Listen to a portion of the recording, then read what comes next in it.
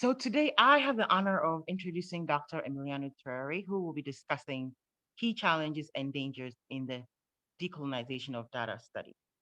Emiliano Treré is a reader in data agency and media ecologist at Cardiff University School of Journalism, Media and Culture.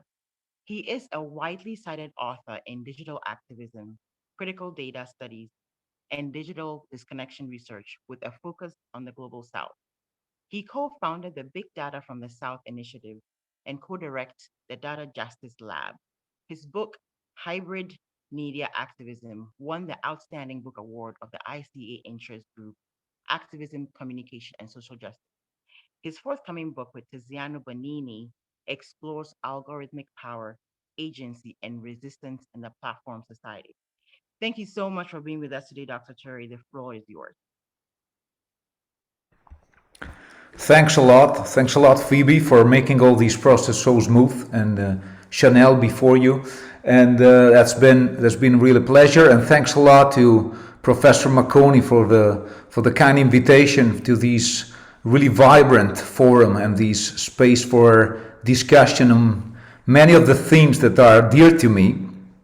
And today, let me just share the screen with the presentation. I'm talking, as you know, about the key challenges and dangers in the decolonization of data and data studies. I think that the two things are, of course, related. One is data themselves, but at the same time of the field of studies that deals with datafication and data systems. Well, what you see here is the cover of a book that is coming out in less than a month, or approximately a month. It's called Data Justice, and it's from all the directors of the Data Justice Lab. So we are 4 directors, and it's this kind of joint effort, and we're a bit redundant on the concept of data justice. The lab is called Data Justice Lab. The book is called Data Justice, and the collection, the series that this book is the first one. It kickstarts this series. It's called Data Justice. But I guess that's this is what we do. What we research about the social justice implication of data system and the of datafication. And these books. I'm putting the cover here because some of the reflections that I'm going to share with you today are contained in one of the chapters that I wrote for the book. So it's a multi-author book, and I especially focused on two chapters, one on data activism and one on data and de-Westernization, which includes some of the things that we're going to discuss today, some of the concerns and some of the issues that I've been researching for the last 5 or 6 years. So let me get this started. So there's been a sort of decolonial, post-colonial turn. I think that some have called that in the field of data studies, of critical data studies. In the last few years, this is something really new. I mean, of course, not the colonial and post-colonial lenses, but the application of these lenses in the area of critical data studies. Well, critical data study is an area, of course, it's much broader than that. But this particular, area of research within critical data study is really flourishing. So these theories have been particularly favored by AI as well, artificial intelligence and critical data scholars, to consider the colonial mechanism of power that traverse the contemporary data relations and explain process of data extraction and exploitation in our digital society.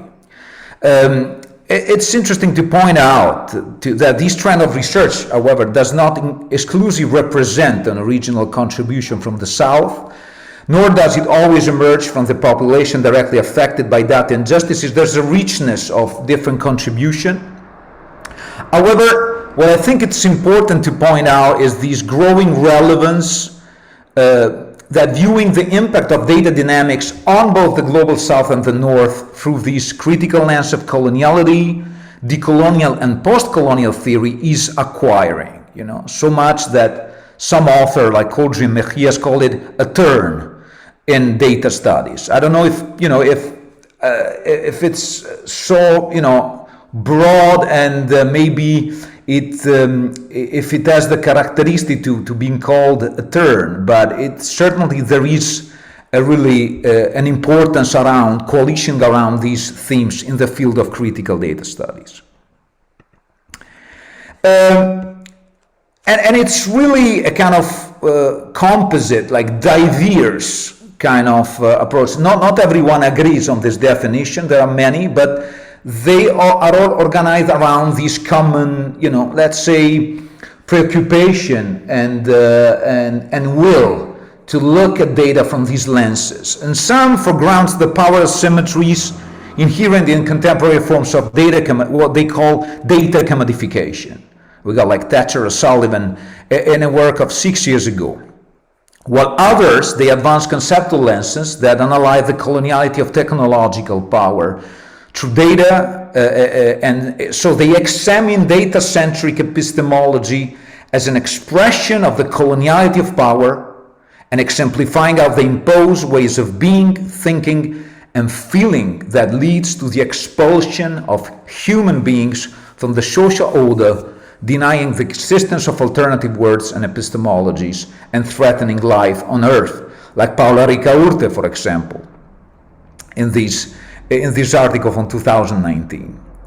Others, like the already cited Kodri and Mejias, and these two articles from Ricaurte and Kodri are in a special issue that I co-edited with Stefano in Milan 3 years ago, illustrate the colonial continuities of extraction and of exploitation of land, labor, and relation through data infrastructures, postulating a new social order where data relations enact a new form of data colonialism, where explicit label of data colonialism. With this new form of colonialism, we rely on the exploitation of human beings and the capitalization of life through data, just like, they argue, historical colonialism appropriated territory and resources and ruled subject for profit. And other authors like Marianao, it's great. 2019 seems to be a pivotal here for this kind of turn, like many publications around these themes. She showed in these, but in other publications, how this colonialism has affected specifically the humanitarian response to the refugee crisis in different parts of the world, and analyzing, having these concepts really at the center of her analysis of different kind of infrastructure in Europe and beyond. Now, we have a similar concept of algorithmic colonialism by Birane, for example, in relation to Africa, where I quote, while traditional colonialism is driven by political and government forces, algorithmic colonialism is driven by corporate agendas. So while the former use brute force domination, colonialism in the age of AI takes the form of a state-of-the-art algorithms and AI-driven solution to social problems. Algorithmic colonialism and her analysis of how it works in Africa being the continuity with a colonial past, but now through AI-driven solutions. Others have spoken of data empire. Data empire, in the words of Roberts, an easing function through the assemblages of actors, of arrangements, of technologies and logics that are transversal, not confined to a given territory. So data empire is unlike early modern Euro-American empires. It inherits the logics, however, of government from them, instituting both new mechanism of power and its own principles of knowledge. The data empire, but it still connects to this term that we are trying to sketch here. Of course, data colonialism and the concept of data colonialism itself and related concept has been exempt from critique. For example, Calfati has criticized it for being an essentialist concept that tends to disregard the historical materialist roots of both datafication and colonialism. However, Jorge Mejias argued that their use of colonialism refers to its function more than to its historical manifestations.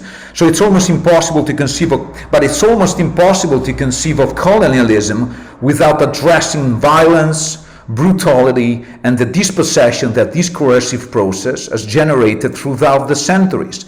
And this is taken from a commentary of Segura and Weisberg from the same special issue where that piece was published. So, there's a vivid and vibrant debate regarding this. And I want to say that there's no agreement on what actually, this label capture exactly. But even so, there is a debate that's pointing in that direction, and studies are mushrooming in relation to data colonialism, not just in academia, but also in relation increasingly to journalistic analysis and other fields of expression, NGOs, etc., etc. So there's a sphere around this concept.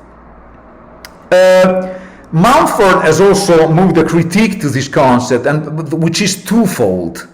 The first one is that decoloniality appears more like a motif than the main theme, and does not consider the episteme, the epistemic move by Europe that imagined itself as the center, and thereby feels legitimized to conquest, to destruct other ways of knowing and being. She said, why data colonialism and not coloniality, as per Quijano was chosen to define this? Maybe coloniality would be more appropriate. And the second part of the critique is that there is no systematic discussion of original decolonial and post-colonial works, especially in Jorge Mejia's formulation. And these are critiques that, of course, animate the debate around data colonialism. But now, instead of kind of building on or kind of moving our, other kind of, critically addressing this, I want to focus on another related point, which are the key challenges and dangers of data decolonization. And this stems from the fact that the exploration of data colonialism has attracted much more attention than the actual decolonization process in relation to data has. Much more, incredibly more. And so I like to focus on just some for today's talk, of the key dangers and challenges, really, in regard to data decolonization. Basically to make the argument that there's nothing easy. It's a monumental task, and it's what I see around as much of the assumption and calls for decolonization in relation to data are really either ungrounded, or they work on the assumption that this process of decolonization will somehow be linear and maybe not easy, but not a monumental task, like decolonial scholars have argued for decades. So first of all, so let me start, you can see here the outline of the next 25 minutes. And then I'm going to conclude with some kind of food for thought for future research into data and colonialism and coloniality. But let's start with the first point, which I think it's really, really important. As I just said, a reading of what has been published and what has been talked about in relation to data colonialism, we can see that what I call evocations, ways of evoking decolonization in relation to data, have been mushrooming, have been incredibly omnipresent. They're all around, decolonize this and decolonize that, especially in relation, we need this, we need this other, which, it's something that manifest a preoccupation to the fact that we absolutely, once we have this analysis of reality and once we establish a relation between data and colonialism, well, the next step is certainly this. However, what is absent is guidance on how to practically achieve this. We have seen, think about the field of education, especially in terms of what in details like to decolonize the curriculum. So, in order to ground this, how many calls in relation to the fact that we need to decolonize the curriculum have been moved in the neoliberal academy? I don't know. Maybe, every day we witness this. Well, far less studies are the way to actually do that, in practice, and how to actually achieve it in a system that is highly unequal and dominated by the rule of the market, So much of this work is actually diversifying the curriculum in terms of inserting people, scholars from the global south and the north, and less on actually decolonizing it, as we know. I think that in the field of data studies, well, we are somehow drawn to some of the same tendencies that Leon Mousavi has called the decolonial bandwagon and the dangers of intellectual decolonization. That sees it as a kind of process that can be evoked, but at the same time, the hard work of making it real is actually what we need to achieve, or we need to try to achieve, because it's not only not an easy issue, it's a monumental task.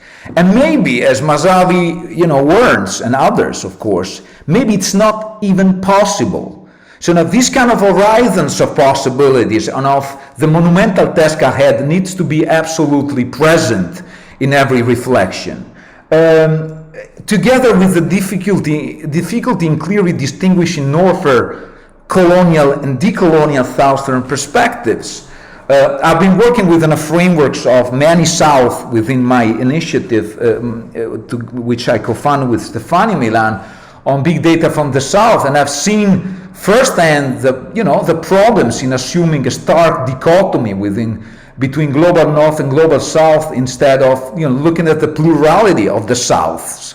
But also the difficulty in clearly, assuming that there is a stark distinction and not a hybrid dialogue entrenched by, many years of cultural cross-fertilization between North and South, conceptual frameworks, ideas, knowledges, and so on and so forth.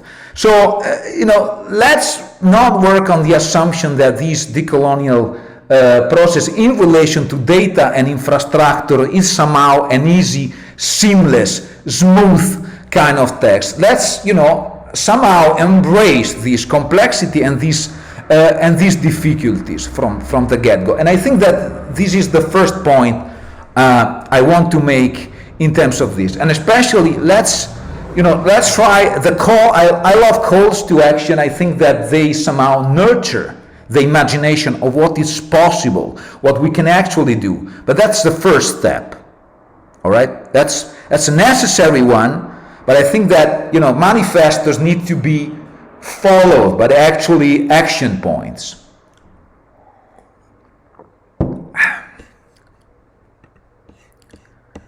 And here, I think it's interesting to quote the Stackenwain paper that insists that decolonization is not a metaphor, and the metaphorization of decolonization in its recent extension to all basic realms. I was thinking about, before I quote the example of education, but we have many more. It's also, it's been also appropriated by market, if you see it all around. It's somehow depriving the concept of the power and disguising the simple and brutal realization that decolonization, as Fanon would have it, will require a change in the order of the world. That's the magnitude we are talking about, And I know that scholars adopting this lens in relation to data are usually very careful not to overstretch this semantic applicability. But a constant epistemic vigilance needs to be applied, not to lose the sight of the core tenets and dilute the analytical power and the critique, the systemic critique and the political potential of this. Now, I know that also Tuck and Wayne have been critiqued, let's say, in relation to the a kind of land reductionism. I mean, decolonization, and it's more than that, and I know that. But I think that even so, that kind of reflection brings to attention the need to really be specific with decolonization and try not to overstretch its applicability, which is something that I see really as a danger in data studies and beyond. The second one is the tendency to romanticize knowledge from the global south, and this is something I've become really aware. I've been a professor in Mexico at the public university of Querétaro, the autonomy, Universidad Autónoma de Querétaro, for 5 years, and this is something that, you know, as a European, I somehow went through a process of having to learn how not to do that in a way, you know. And I think that this tendency to somehow romanticize indigenous knowledge and eradicate the conflict and the tension from the history of technological engagement in the global south permeates somehow many of the reflection on data and colonialism, you know.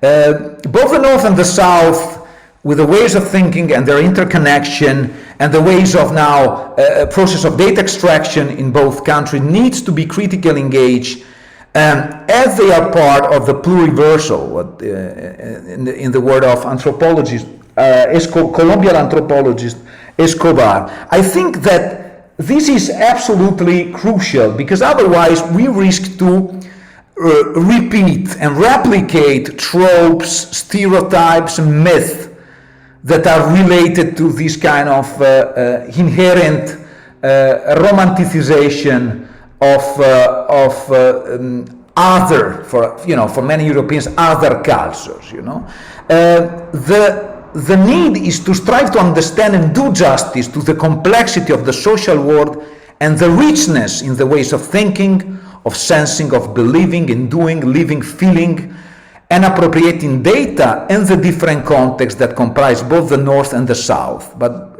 abandoning this kind of and also Mosavi points this out,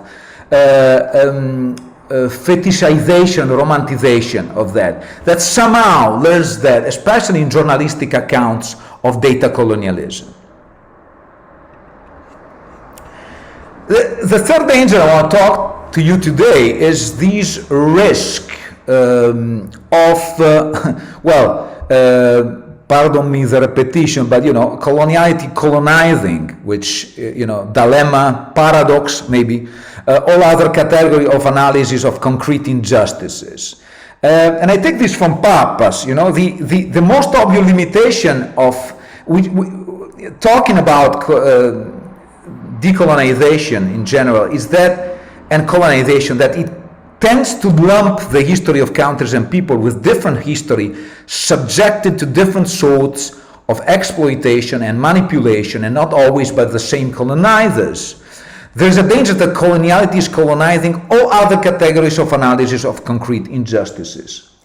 And I see this in data studies, whereas, instead of talking about exactly what is being, how can we decolonize which aspects, which elements, which tenets, evoking decolonization in these as a general framework in many of these cases does not really solve the issues at stake. It could be an interesting, initial point, but then we gotta talk about the specificities and also in the specificity of the colonization and decolonization in the plural sense, in the different context. And here, for example, Sarita Mrute, in their keynote on tech colonialism, also talks about this same issue, the over-reliance on the issue of data colonialism, obscuring the complicated welter of colonial relationship that cut across technological infrastructures and the imaginaries of person, of place, the power that accompany them. According to her, that includes the material extraction of minerals, for example, the specific place of ex-colonial countries and still colonized population within the relation of power that cut across that world, So, and I see this as a way of data colonialism and data decolonization needs to talk and needs to be really open to this in a constant debate, because otherwise may lose sight of the real experiences on the ground that is trying somehow to talk to, but there is this impossibility when it's trying to conquer all the other interesting and useful and super helpful categories that we already have, and that can be absolutely still useful in many different contexts. For example, to engage with multiple forms of marginalization, as we have done within the Big Data from the South network with Milan, and I'm quoting a couple of publications on data and the margins, one in relation to the COVID pandemic, or to the colonial matrix of power, and so including race, gender, sexuality, class, but other dimensions that may be absolutely crucial in some context and not another. So I see a bit of siloed understanding of data colonialism, not wanting to really, it's somehow, I understand the need to somehow not impose himself as the leading lens, but at the same time there is a bit of obscurity, opaqueness, and not wanting to really dialogue with these other possible scenario and these other possible conceptual lenses. So we have started this journey with these, starting with the recognition that we are in a process in a particular phase of critical data studies that is where, a part of critical data studies, and I don't want to give the impression that this is something that is happening across all critical data studies, but somehow there is an interest to colonialism and decolonization and coloniality as well within the field. And of course, I cannot here cover all the people that are interested. That's quite that was reflecting on digital colonialism much before the data was in the mix. Other talks, as I said, about algorithmic colonialism, other still prefer other labels, but let's say there is this dialogue going on. Now, still I think that this nation areas of inquiry should interrogate itself rather earlier than later about some of the challenges that also were crucial for the same, area of research of decolonization and coloniality, if it is to really progress and engage much more in kind of proactive construction of guidance on actually decolonize.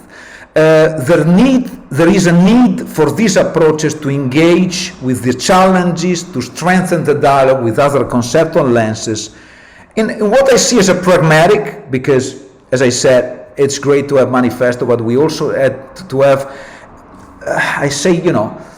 action points, or trying to be, really specific about what this decolonization might entail, and maybe make mistakes, and of course, and be challenged, and of course, smash our head against the window now and then, and have really vibrant dialogue. But we need to not to siloed it. We need not to compartmentalize it. We need to be flexible and agile, also depending on the research context. So all the many categories that we have seen, and many other interesting things that, if the fieldwork is telling us something, we need to listen. And so sometimes data colonialism is too much generic and not, really helpful category of analysis in many cases when analyzing data.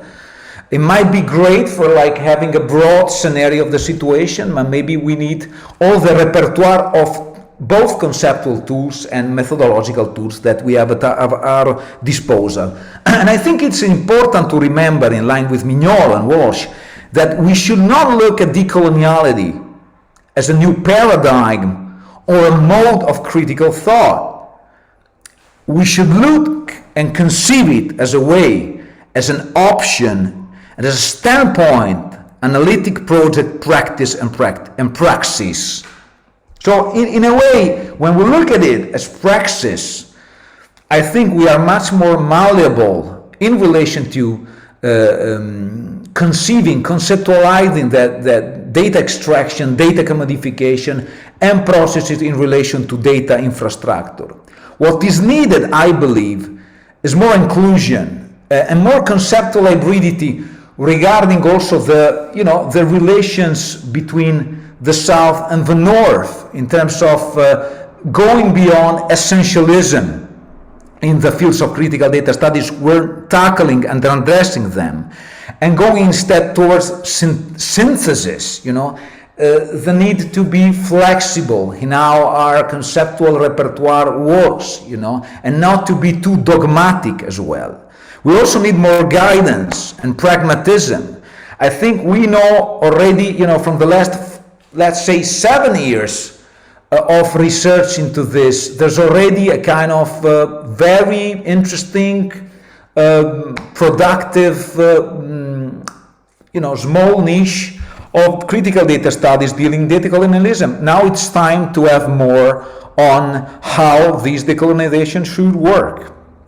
Less ungrounded claims on having decolonization, on decolonized, and less stretching the boundaries of this across all spheres, and more and less generic calls for data decolonization, as more work on the ground to actually say, and this is being done. I'm not saying this is absolutely absent from all the debate around, around data and algorithms and artificial intelligence. But even so, I think we need to insist on this. This is not easy. As I said before, this absolutely entails the recognition that this is a monumental task, but monumental task like this begins with putting our grain of sense from our research, our intellectual endeavors, our work on the grounds, the communities, and all the different population that also suffer this, live this, appropriate this, feel this around the world. I wanna finish with some notes on multilingualism, because I know that this is something that is really dear to this network at all, and also to me. I think this effort needs to be if this effort exists and can thrive, it can only be a multilingual, multicultural effort, of course. We have tried with the Big Data from the South initiative from the very start to sort of call the attention to the fact that one of the biases in talking about data and communities affected by the negative implication of data infrastructures and AI systems was that it was done mainly through the lingua franca of English, which as of course is many issues, as we know. So in creating our own blog to let communities speak for themselves regarding these negative implication, multilingualism was always at the center of the reflection. Of that, of the other blog on COVID from the margins, and then of the book that was created. And multilingualism is absolutely central. I want people, not familiar with it, and I love it that this very session was, was initiated by Magda with actually, having this welcome kind of message, but at the same time making people feel the slight discomfort of not knowing something and wanting to know more, which is everything that we have to do with knowledge. I'm getting outside of a comfort zone and trying to play, trying to learn, try to, really read the world with the language and with the culture of other people around the world. And multilingualism needs to be accompanied by trying to break the limits and silos of traditional academic culture, which is really expensive, producing really expensive books that we only read or that only some kind of university can buy. And so open access, absolutely, to science and to knowledge needs to be the other, twin in this multilingualism and open access kind of dichotomy. I see it absolutely there. So I really, this is what we're trying to do. At the same time, I understand there are many hurdles, there are many obstacles along the way among this, especially in academia, for early career stage researchers that have some expectation of publishing in some specific kind of venues, and therefore are not able to, try as they would or expand their horizon. But, that's a task that is big task, but there we are in that kind of task to open the box. And I think that critical data studies should absolutely do this. So more hybridity, more synthesis, more pragmatism, more multilingualism, and more open access. And I think that's, that's my grain of sand and my small contribution to sort of to the understanding and to the path towards these. If we really want to decolonize critical data studies. There's a long way to go, but I hope this is some food for thought for the debate of today and for I hope many years ahead of us. Thanks a lot for listening.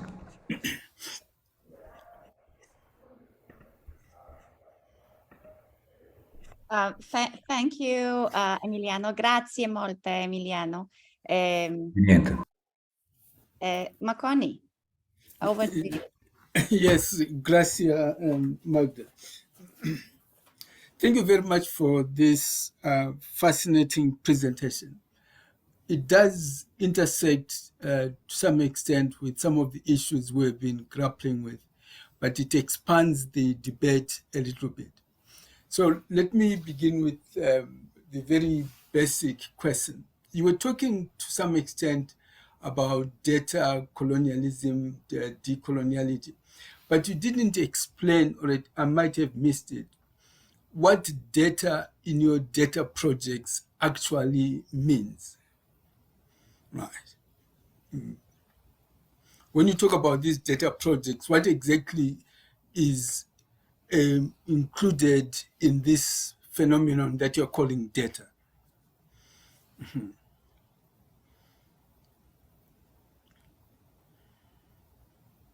Okay, okay. Thanks.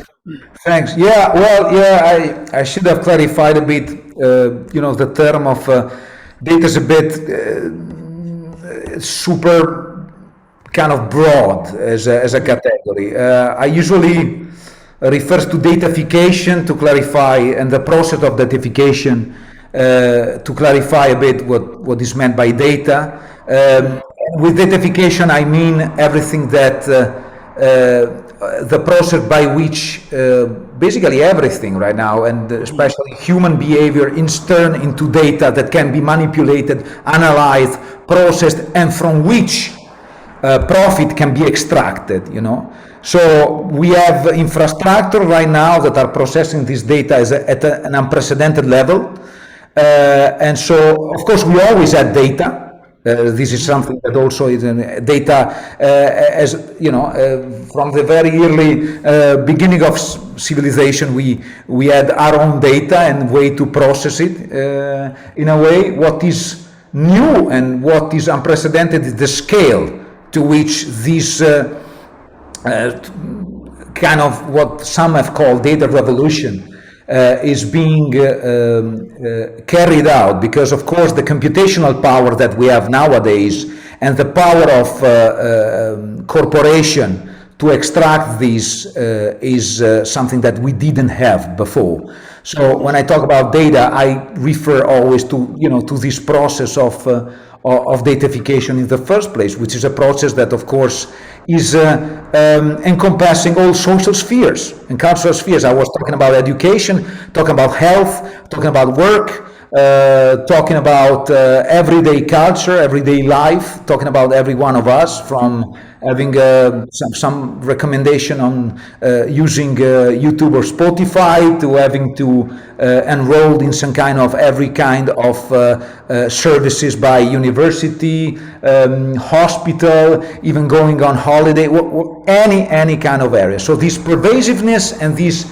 incredible, magnitude of the process is something that I think define this process, which is not new, as I said, as unprecedented, And this is, of course, insert into the history and legacies of colonialism, from which these regimes somehow originate, and they being seen as a continuation of this, and in some cases as the acceleration in these processes of data extraction and data accumulation from especially population in the global south.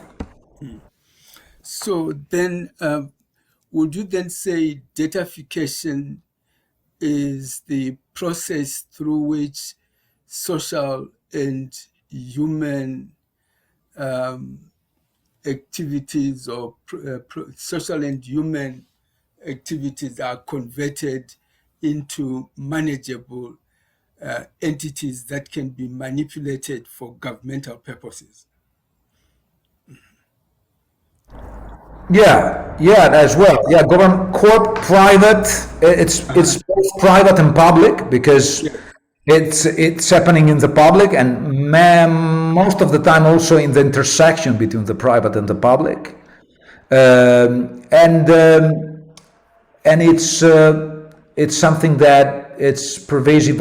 It's of course omnipresent, and it's entrenched with everyday life. It's the welfare. The state is enmeshed with it, but also, of course, with the help of private corporation, the externalization of this in almost all spheres.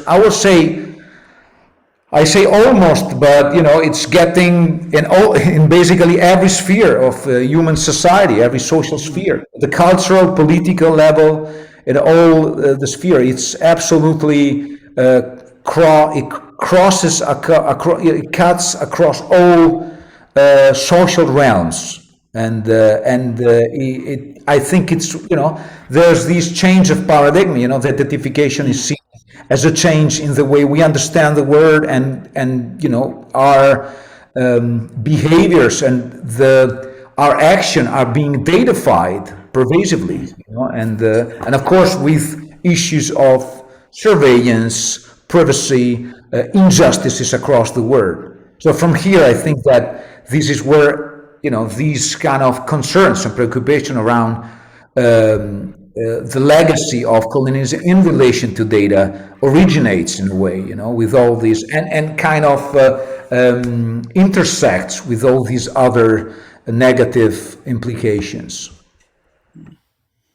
Okay, let me just push the argument a bit further, using your own arguments as a springboard. You talked to some extent about algorithms as some forms of, let's say, coloniality.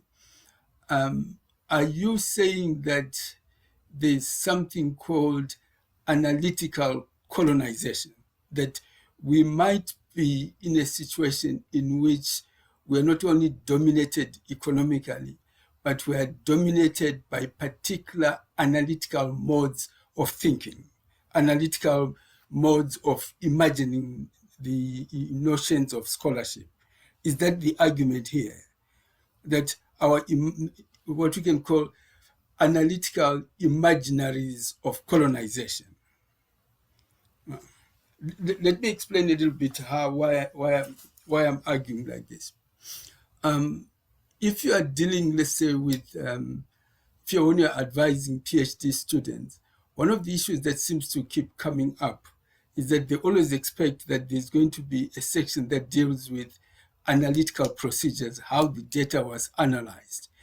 In other words, is it possible that the colonization has become so embedded that it is evident even in our own imagination of what we think constitutes scholarship? Yeah, thanks, Sifri. That's a great question. I do believe that, but in order to, I do believe there's some kind of intellectual colonization in that sense. But for example, let me get it from the point of view of Quijano, for example, with the differences between decolonization and decoloniality. Yes. So coloniality will be a non-modern global south concept whose purpose is to address the struggle of the colonized against having their ways of knowing, being, and living eradicated. So it's constitutive of modernity. So in that sense, whereas colonization and decolonization would put, in my view, or in Quijano's view, would be something that is more a concrete historical process. This is something that has, of course, to do with the minds and imagination of what is possible, what is being taken from people across the world. So this is why I think that there's always these elements, in the way, and I, seeing your examples regarding the PhD students, that definitely. It's something that has generated a lot of discussion for me. Recently, I got so many international scholars and students that so the way we process the data, those data were gathered, at the same time the meaning of the data from the population that we are studying, and of course all the very question in relation to the fact that some people cannot imagine data beyond the horizon of marketing-driven analysis. Yes. Because of the neoliberal order within which we are living and within which we are conceiving of data. So I think it's a limiting device on the imagination, on the radical imagination of people across the world, related in this way to a way that we see data as commodified, not as a public good, for example. Mainly, we see data as feeding back into this market, as feeding back into this machine. And so I do believe that more reflection on, the decoloniality of data could start pointing this out, absolutely.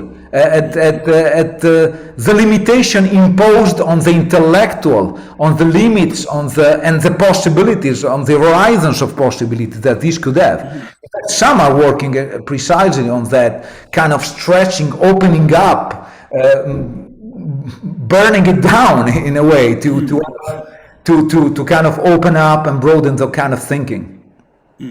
Good. Okay, let me make my last point, and then I'll give over to Magda. Well, I think she's moderating. I agree with you completely about the importance of multilingualism in this. I think the challenge that is there is that we are interested in the global south in terms of plurality. But most of the scholarship, most of the languages that we use to experience this phenomenon are European languages, right? So to some extent, there is a disjuncture between the world that we're trying to make sense of and the instruments that we are using to talk about that particular phenomenon, right? Yeah, Magda. Yeah, absolutely. That is one of the crucial key point. But I was saying before. At the same time, I'm really a pragmatist in the sense. If we understand the power relation and the fact that we are most of the times using the same tools, as you were saying, Yes. global north. At the same time. well, what can we do to foster, nurture, and actually have tools that can speak of the same realities from the communities, population, and intellectual groups that actually are suffering and living that through? Well, that's been at the center of what I'm trying to do and I guess many of you that are listening, you are doing in many ways. And this is a constant challenge, also because, it needs to fight the same, I think, idea of purity in the sense that, intellectual tradition are always dialoguing in a way. So how can we do that? How can we establish the dialogue in a way that is not exploiting, recognizing also that there's no absolutism in this, there's no concept per se that is let's say exempt from critique in a way. So how do we do that? So for me, it's a constant challenge of try and fail, and also of being absolutely aware of my positionality within all this. For me, it was absolutely an opening eye experience to be. I think this is where I learn how to at least try to do it in Mexico. But I think that that's something that we don't have recipes for that. It's not as easy as saying. I think we, at least not in the field of technology that I'm studying. So it's an ongoing struggles. But I absolutely not only sympathize, but I agree with that point. It's in your field, it's in this field, it's something common to the decolonizing endeavor. Yeah, thank you. Let me give over to Magda, who is moderating. Okay. Thank you, Makoni, for your round of questions, and of course to Emiliano for elaborating a little bit more on your talk. And quite related to what Makoni was asking, there's a question from Mari Hanera about this understanding of decoloniality as an option, as a standpoint. So if you could elaborate a little bit more on that, and if decoloniality is an option, indeed, what does it entail in terms of research methodologies or methods? Yeah, thanks a lot. That's a really good question. I think, when I bring up that kind of understanding of decoloniality, I do it not to, let's say, let me give you a concrete example. One of my fears is that the analysis, for example, of data colonialism turn into some kind of rigid political economy analysis of the word, which, as we know, it's really clear, it's really goes straight to the point. It's somehow has got all the answers, but at the same time lends itself to impose itself as a kind of the only option around to understand these kind of realities. Instead, seeing decoloniality as praxis and a standpoint, it means recognizing its coexistence with other standpoints. And the second, it means recognizing which is praxis, which is made continuously, as I was saying. So it's not this is not a fight between us scholars. This is it. This is my understanding of it. You should have it. No, I want to keep it open because I want to learn. I want to dialogue. I want to keep these always open in a way. Especially because the actors, the preoccupation, many of the things that they just evolve continuously. So I want to see it in line with Mignola and Walsh as a dynamic process, as practice, something that is made and is reflected upon while it is made. And I want not to become a dogmatic analysis of reality, which I think some take as a kind of in some cases even saying that, no, you're looking at reality. If you're not looking at reality from these standpoints, even if your analysis is complex, is rich, and do justice to the data that you're gathering and to the population that they're studying, I'm not going to debate with you, because you need to work within this framework. I think that's really, trying to, this is not really doing justice to, especially to what the decoloniality is all about. So I really advocate for this openness in this case. In terms of research methods, same thing with the conceptual part. So openness in conceptual understanding in relation to also to what Professor Macon was saying, in terms of tools and concept from the South in dialogue with the North, but at the same time methods being really open and interdisciplinary, but at the same time there's a whole line of methodology and protocols and things that have been developed already, especially, I'm thinking about indigenous people around the world. So attention to that without kind of reinventing the wheel of that.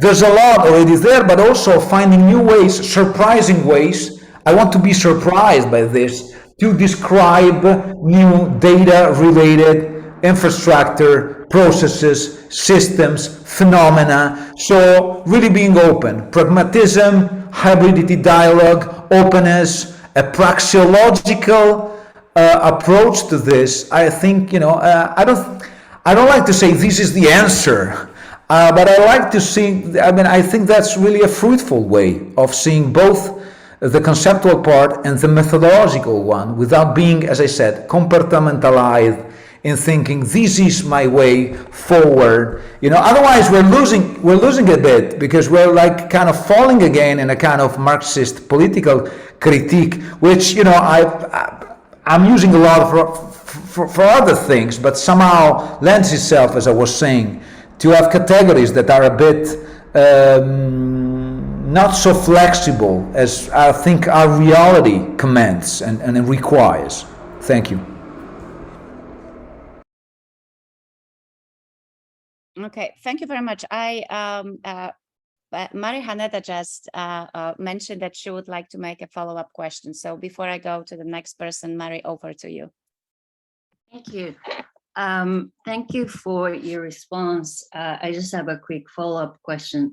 So if I understand you correctly, that really is a huge task, because it not only challenges the premise of quantitative analysis and research methodology, but also a lot of qualitative research as well, because there are a lot of analytical procedures that are accepted, and new things, if you try new things, you have to really justify, and it's really hard to have anything published. So the implication is huge. So I agree with you in theory, but in practice, it's really hard to do. So I just wanted you, if you had any thoughts on that. Yeah, thanks, Mari. I absolutely agree. I mean, this is what I'm a pragmatist in this. I don't think this is something that we can do. Well, first of all, it is something that some of us can do more than others in terms of the power, or the prestige, or the reputation, on the privilege that we have in certain position, maybe in academia. But it's something, of course, that is really, hard to do to get to adhere to certain standards, as you say, that and get published and all of that.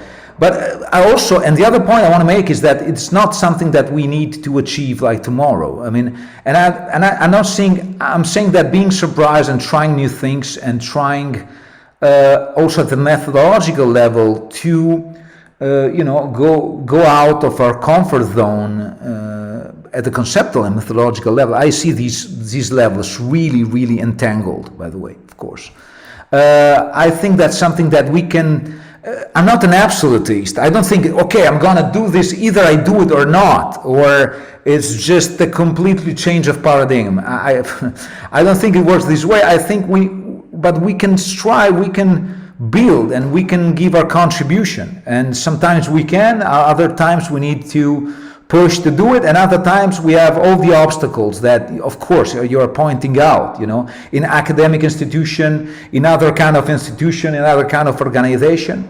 The same fact that we can talk about it in this kind of forum, in other forums, in other open access publication, multilingual, it means that something is being done, of course, but I'm a realist too, so I know that this is something that we will have many breaches and we will have many cracks within the systems, but I'm not looking to a complete change or revolution in these, at least anytime soon.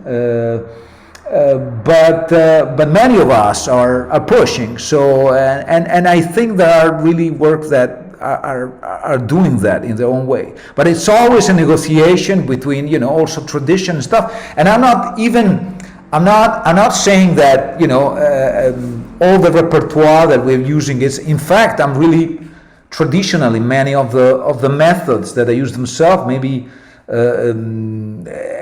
applied to different contexts with different other kind of reflection. But so let's not say that it's something that needs to be done by tomorrow, but let's say that we can give our contribution towards that. We're already doing so, and we are on that. So same can be said for what I just said about decoloniality and the decolonization. The fact I don't have any recipe, like I think it needs to entail these and these and that. Well, I have my own ideas, but I don't think that this is something that can be accomplished.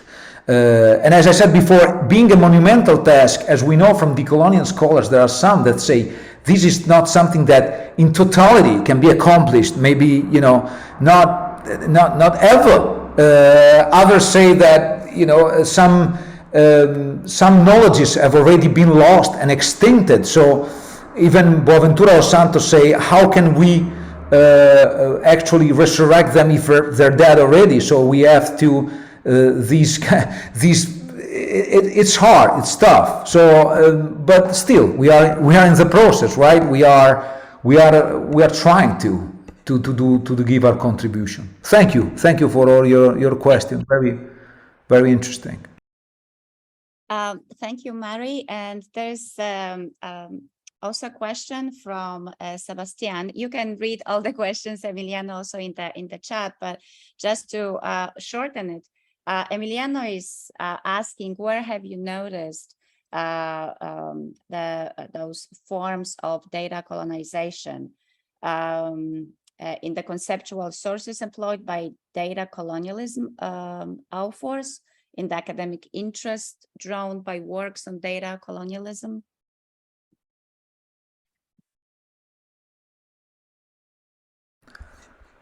Wow, there are so many questions. So interesting. No, I'm looking at that. Otherwise, complex matter. You're referring to Sebastian, first one, the critique of coloniality, colonizing other injustices, right? Is that correct? Yeah, the conceptual sources employed by the decolonialism authors in the academic interest drawn by works on data colonialism. Yeah, coloniality, colonizing. Well, coloniality, colonizing is something that happened, as I said before, as some decolonial authors have argued before reflection on data colonialism.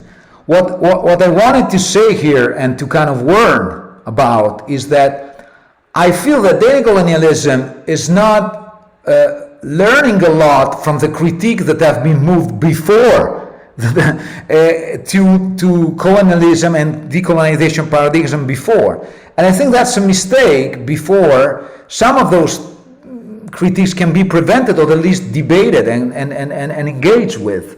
So, of course, the conceptual sources employed by data colonialism authors are limited, as do all many others, as are mine. So I think that it's really hard to grapple with that kind of incredible repertoire and broader palette of authors. I do think that, as I said, they're starting a conversation. So I don't want it to be sealed. I want it to be like, okay, we started a conversation around these issues. Let's not prevent this open, flexible understanding with other concepts, with other authors. Some of them are decolonial authors, others are not, and maybe many of the answers lie beyond those authors or some of the authors that I'm familiar with. I definitely see a simplification of the debate, and I definitely see what I was saying before, really overtly focus on a kind of analysis of what is out there, it's surveillance capitalism or it's data colonialism. Okay, we know we are in a really tough situation. Let's try to, if we are to decolonize, what we can do. So mine was really a motivation to do that and to prevent data colonialism to colonize every other categories. But I could say this of other conceptual frameworks. Don't get me wrong. It's not something that is only related to data colonialism, but there is a sense, I'm feeling a kind of a will to kind of push it as the definite winner in a conceptual kind of battle. It's okay, it's one among many other lenses, and if it's isolated from other concepts, then it cannot progress. And if it's isolated from the same critiques that have been moved by decolonial scholars or other scholars to the concept of decolonization or decoloniality, then it's not gonna progress. There is, what I want is definitely more dialogue, and less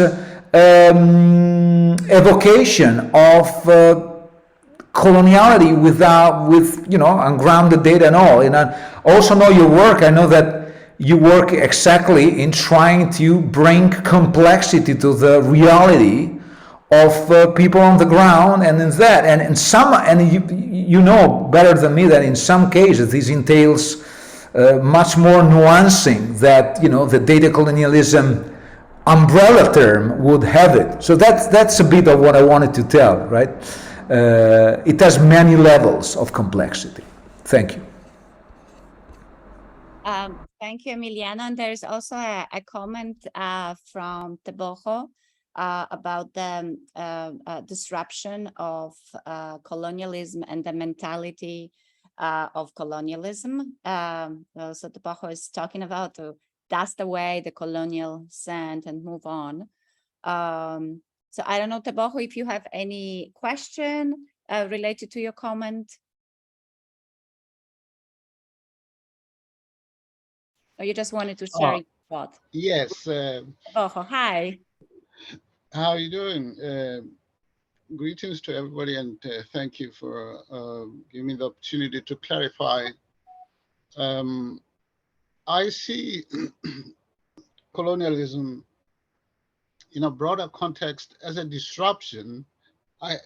I'm considering in Africa as a disruption of development of Africa. It was developing on its own, in its own terms, until colonialism comes.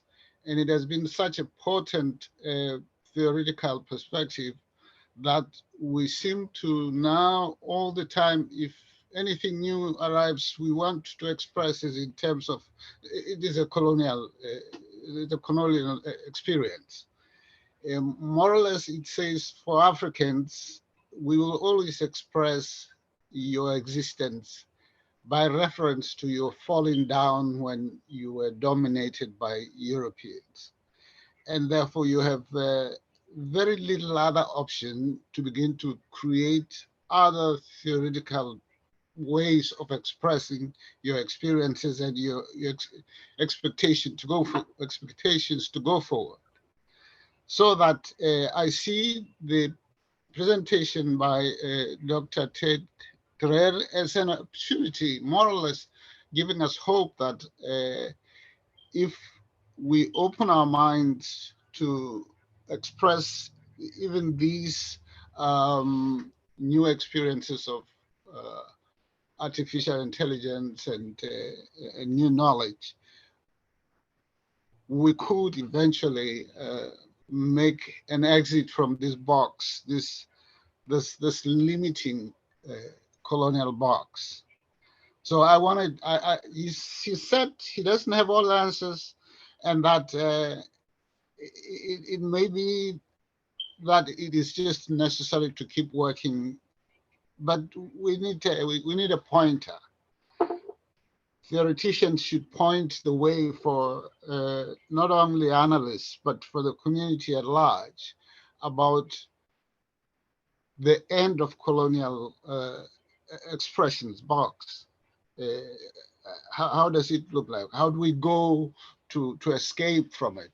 Because it's such a very big limiting factor. Yeah, thanks, Deboho. Thanks for this and for the other comment. It's that's absolutely. I think you have somehow hinted at the monumentality of this, but also at the importance of this. Well, in the terms of my field, I absolutely salute the fact that we are moving the first steps in recognizing these in terms of the continuities, legacies, and the problems and the dangers in these, in the use and the deployment of infrastructure, data system, algorithmic systems in relation to a colonial present and past. So I think that something is absolutely moving forward. And I think that's great. Also, this has to entail the opening the box. I mean, we were talking before about the importance of imagination, of thinking outside of the traditional boxes conceptually that were somehow imposed from the north. I think that something is moving in this area of studies, most definitely.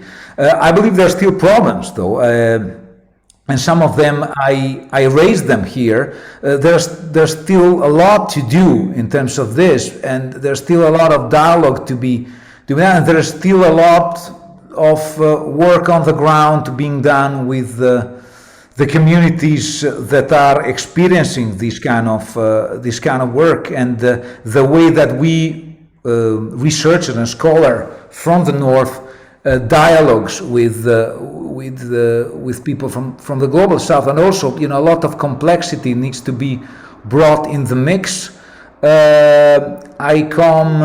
I'm talking about where I'm talking from now. It's the south of Europe, which is a small south within the north. It's as I'm an Italian, so I will be a Mediterranean here with a different story from other kind of north, whereas I would be considered a European by others in the mix with, for example, Scandinavian, who have a completely different story, in terms of many things. And so we need a lot of nuance if we are to do that kind of work. And this is just an example, but I could bring many examples. There are also, if I can be more fine-grained, I'm also a southerner in Europe as an Italian, but a northerner in Italy, because I come from the industrial developed north of Italy, which is of course not the south of Italy, which is a whole different story. So I would be considered, a kind of, I'm privileged in a way because I'm from Emilia-Romagna, which is a really advanced region. So, there are many layers from which I think we are already, we're trying to, and in data studies and data infrastructure investigation, critical data study, data justice research, algorithm studies, these kind of nuances, these kind of analysis are starting to emerge now. And these kind of overlapping still of colonization, decolonization, different types of context where colonization operated in a different ways. But we need that kind of complexity, otherwise we can reiterate the usual dichotomies, the usual essentialism, the usual romanticizations of that. So I'm optimist, but I'm also pragmatist. So I think that's an ongoing debate and an ongoing struggles. But I certainly see a lot of innovation and a lot of breaking these silos, especially from the youngsters and from my PhDs. So I'm a bit hopeful for that, and especially from a lot of Chinese, African, Latin American scholars who I have been, and Arab scholars that I have been advising last years. So were much more advanced than me in breaking these silos. So yeah, I got hope, but hope is, especially from people that are learning from these. We are trying to kind of break and push these debate further, but it's them, I think, that have the real tools to have maybe a more radical break that is needed. Yeah. Thank you, Teboho. Thank you to both Teboho and Emiliano. And at the beginning of the session, Emiliano, you elaborated more what data meant to you. And there's an interesting question from Mohammed about what cannot be called data. And by the way, Mohammed is using data in capital letters. So he's asking about what if there are any human practices, cultural practices that cannot be called data, and if is or are data always connected with information technology? Today only big questions, and I'm like, we are really at the I was saying epistemological for sure, but we are pushing it to ontological extremes. I absolutely like it, of course, and I'm enjoying it. Well, some, as you, were criticizing the use of data as being too broad, exactly for that. So what's not data? But I think that this conversation is data, because we're processing it, digitally. It's gonna be online. It's processed, and it's gonna be it's recording. It's being recorded. It fed into a publication, or other people can download it digitally, and so that's data. I'm having the same conversation while having a pasta here and dinner with a friend in Italy. Well, that's not data in my view, because it's not being captured. I'm trying to make it as simple as possible. It could be captured. Maybe he's sniffing and he's got his cell phone open, and I'm sure that corporate, we know that many are listening, Alexa is listening even when we don't want it to listen. But let's say that, the data that is not captured and then processed and then analyzed, I don't think that's data. That's just a normal conversation, between two human beings about things in life that is going to be like tears in the rain, and so lost. And I think that's beautiful. That is going to be just lost. It's going to be within me and within him or her as something pleasant, I hope, but it's not going to feed into anyone. Account registry database or anything. So that's I think kind of clarify a bit the difference. Thank you, Emiliano.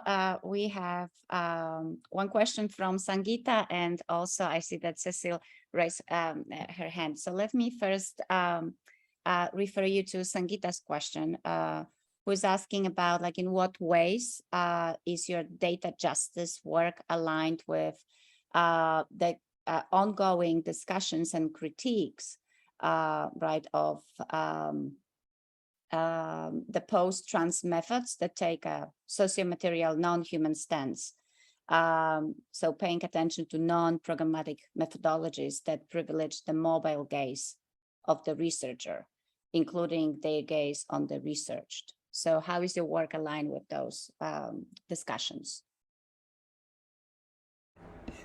I was just saying ontological proportion. So non-humans. Yeah, welcome to our forum. Absolutely. As that's a forum for sure. So thanks. That's a big question. Well, let's say I come from an activism background, and I arrived at the Data Justice Lab, bringing my whole digital/data activism side and the other Latin American perspective and decoloniality side, let's say.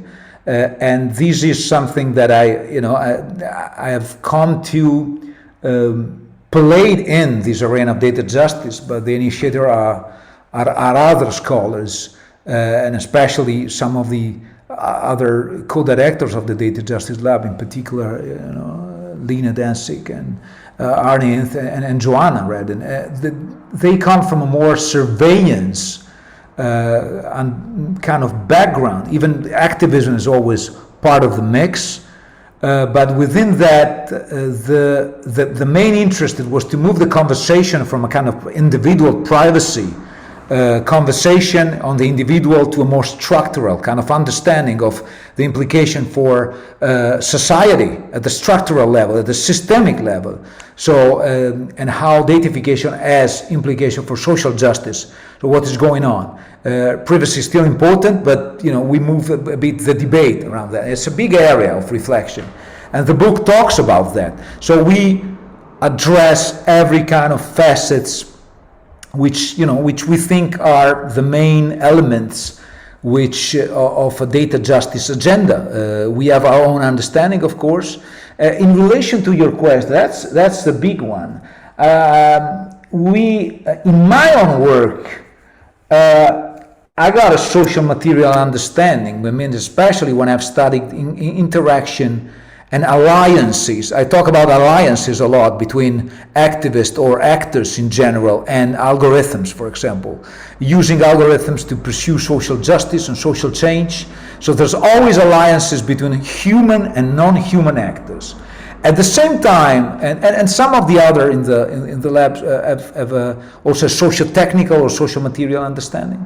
But at the same time, I think I'm always really keen to emphasize the human side of that in a way, and the human agency of that. So I'm not prepared. Maybe I won't ever be prepared to really displace and kind of homogenize the gaze.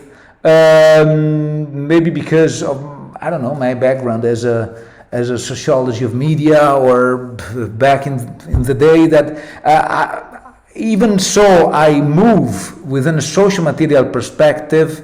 I tend to emphasize human agency, and at the same time not having a completely detached let's say, understanding of it in Latourian terms, if we want to say. I mean, I'm not. So I'm really picky regarding what I really, let's say, choose from both ANT and STS. So I'm both fascinated and intrigued, but at the same time I pick some of the elements, but not all of them, and then I really emphasize the human side of that. And I think that maybe I cannot speak for the other author, but maybe that is something that we do also in the data justice book. But we have so many chapters, so many angles, so I'm sure that I cannot speak to the complexity of the other, but at least this is my approach. So yes, but not fully. Maybe it could be my answer to that. Thank you, Emiliano. There's one more question in this formal session, and then if any of you would like to make follow-up questions to the Q&A, we can do it in the after party section of our talk today. So Cecile, over to you. Thank you, Magda, and thank you, Emiliano, for your wonderful talk. So you've got a few questions regarding data, because I think some of us have a different approach. And your pasta eating event with your friend can actually become data for some of us who work on qualitative social linguistics or linguistic anthropology and stuff like that. So I think you talk about gathering data.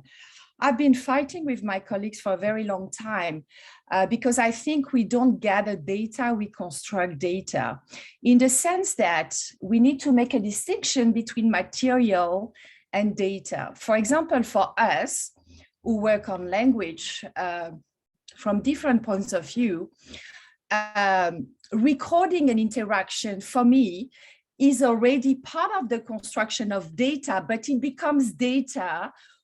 It becomes fully data when we transcribe, because we cannot analyze any interaction or video that we videotape or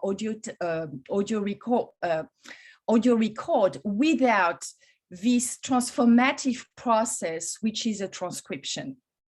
Okay, so I think it's very important to make a distinction between material and data involves already a transformative process, which comes with selecting, and data is always, for me, data are not a terminus ad quem.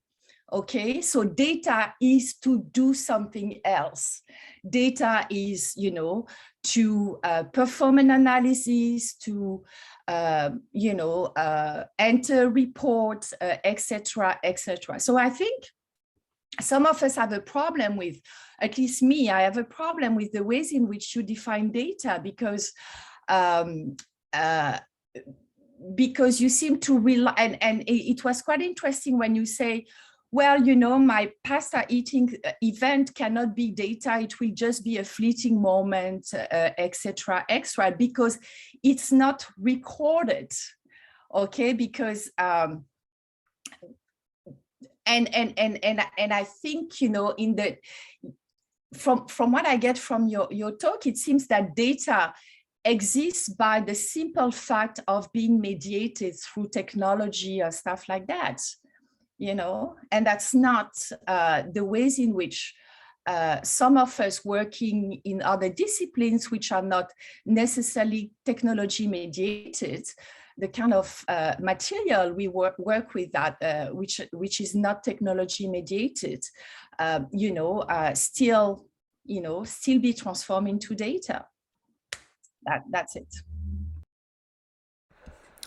Yeah, thanks, Cecile. Let me use the definition of data by Kitchen that says that the data is the material produced by abstracting the word into categories, measures, and other representation of forms that constitute the building blocks from which information and knowledge are created.